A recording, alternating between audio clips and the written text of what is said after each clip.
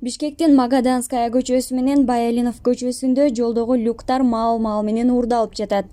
Социалдык тармакта тараган видеонун астына камерага түшүп калган адамдарды табууга жардам сурап жазышкан.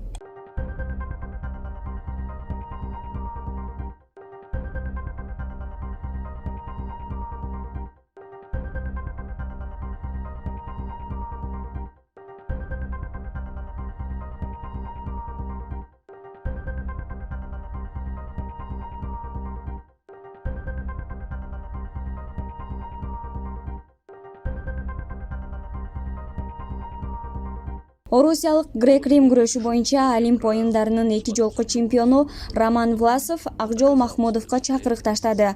Ал видео аркылуу өзүнүн социалдык баракчасынан кайрылып чакырык таштаган. Азырынча Акжол Махмудов жооп кайтара элек. Бирок Инстаграмдагы баракчасынын сторисине чакырыкты чыгарды.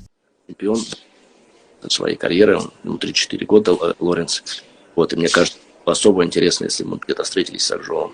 Конечно, мы встретимся на обычных соревнованиях, получится.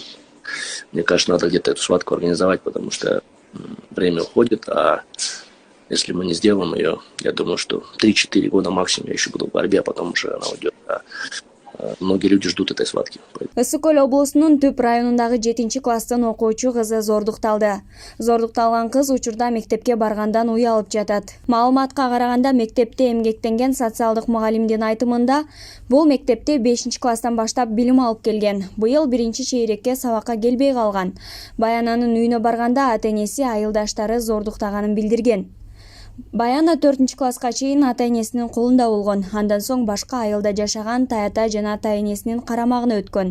Мектепте орто баага окуп, мүнөзү токтоо эле.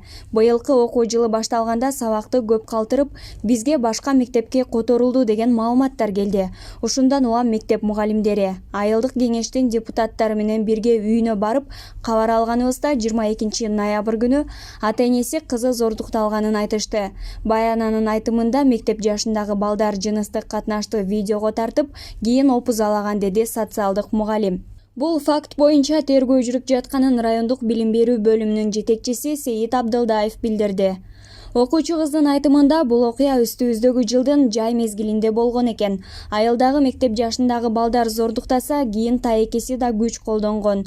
Бул маалымат канчалык чындыкка дал келери тергөөнүн жыйынтыгы менен белгилүү болот. Учурда окуучу кыз убактылуу мектепке келбей, ата-энесинин көзөмөлүндө болуп жатат, деди Абдылдаев. Бир күн мурун Бишкектин түштүк магистралин бойлой басып бара жаткан малды Борбор калаанын мэриясынын кызматкерлери кармашкан. Бул тууралуу муниципалитеттин басма сөз кызматы билдирди. Шаардык парктар муниципалдык ишканасынын коопсуздук кызматынын кызматкерлери милиция кызматкерлери менен биргеликте Жеңиш сейил багында сейилдеп жүргөн аттарды кармашты. Эми айып пул чыгаруу үчүн ээлерин издеп жатышат, деди мэр. Белгилей кетсек, шаардыктар түштүк магистралда кароосуз калган жылкыларды бир нече жолу байкашкан. Адегенде алар түштүк кичи райондордун аймагына жайылып, кийин чоң жолдун боюнан көрүнгөн. Бир канча убакыттан кийин үй жаныбарлары Ынтымак жана Ататүрк сейил бактарында жайылып жүрүштү. Кечинде унаа көп жүргөн трассада кайрадан пайда болгон.